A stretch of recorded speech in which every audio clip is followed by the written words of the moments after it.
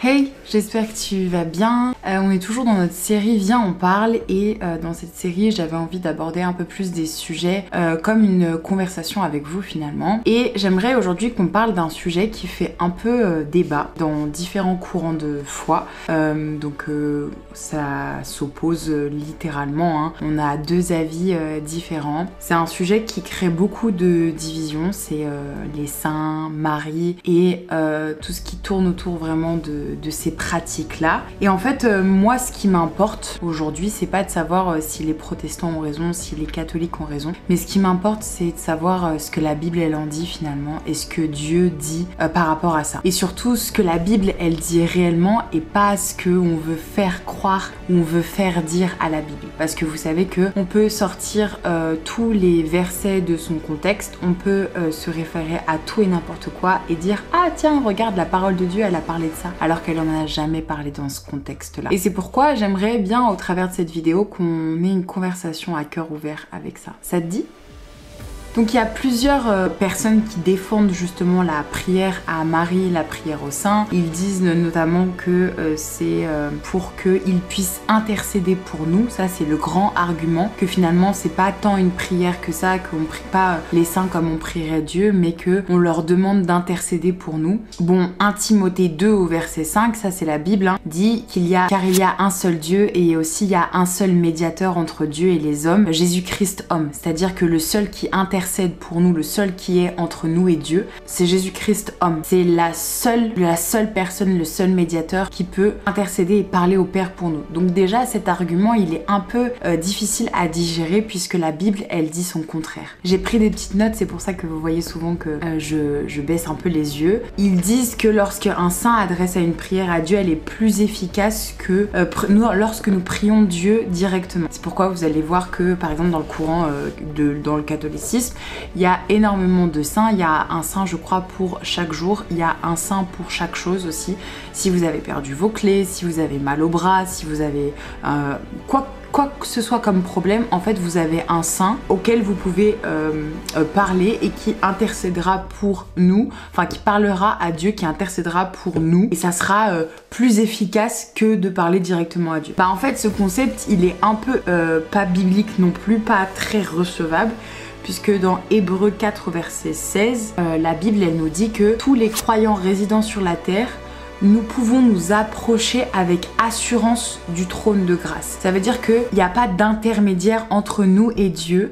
Même si on est ici sur cette terre, on peut s'approcher avec assurance de son trône et de Dieu. Il y a plein d'autres exemples. En réalité, je vais pas faire une vidéo de théologie. La Bible, elle parle aussi de plusieurs fois de prier les uns pour les autres, mais quand elle le fait dans le cadre, par exemple, de 2 Corinthiens 1 au verset 11, Éphésiens 1, 6, 16, Philippiens 1, 19 et plein d'autres versets, elle le fait jamais dans le cadre de demander à des morts d'intercéder pour nous, de prier pour nous, mais elle le fait toujours dans le cadre de deux personnes vivantes qui prient et qui intercèdent l'une pour l'autre. Il y a plusieurs passages dans la Bible qui parlent justement du fait que de parler à un mort, finalement de faire appel à un mort, c'est puni par Dieu, hein, c'est une abomination à ses yeux, et ça notamment vous pouvez lire dans Lévitique 20 au verset 27 ou alors Deutéronome 18 au verset 10 à 13.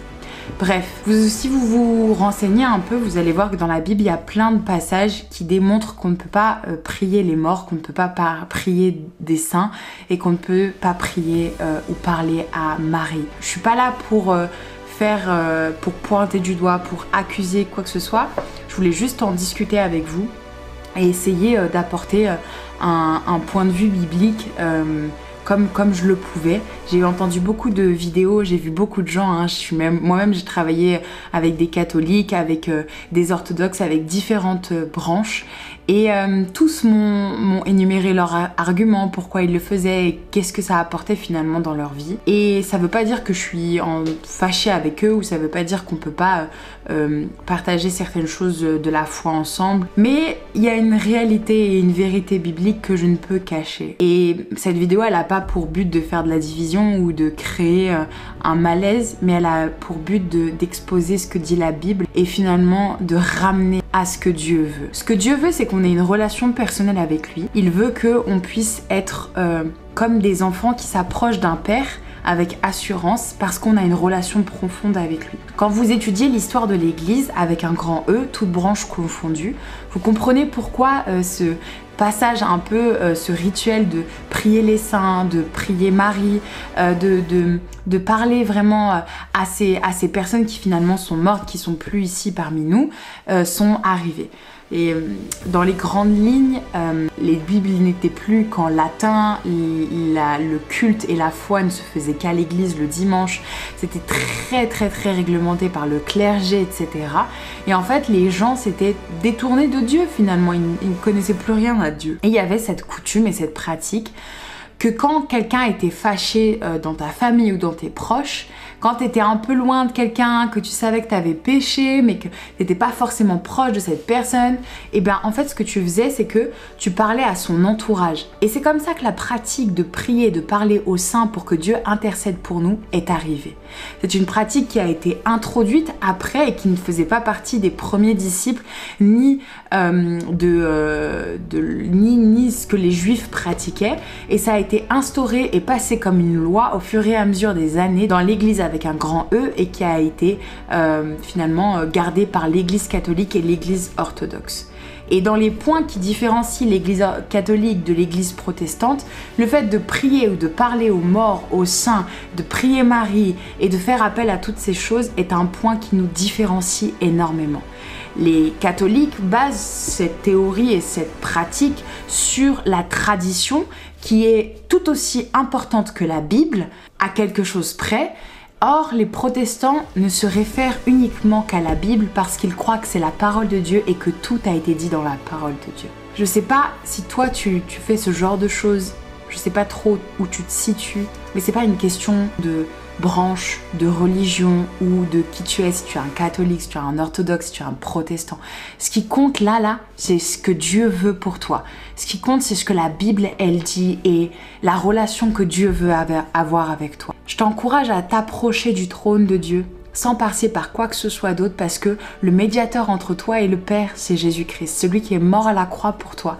Et il n'y a personne d'autre qui peut plus être proche de lui que toi. La Bible, elle dit que les saints, c'est les sanctifiés de Dieu. On est tous saints parce qu'on est sanctifiés par sa parole, on est sanctifiés par lui. Alors voilà, je voulais juste partager cette courte vidéo et dire vraiment d'un cœur sincère, prie et demande à Dieu si la manière dont tu pratiques ta foi, c'est celle qu'il veut pour toi et si finalement tu es dans la bonne direction, dans le bon chemin, dans la bonne manière de faire. On a un seul Dieu et personne ne peut voler la gloire de Dieu. Ni Marie, la mère de Jésus, ni aucun saint sur terre, ni aucun apôtre. Dieu est Dieu et c'est un Dieu jaloux qui nous chérit avec amour, nous ses enfants précieux. Sois béni.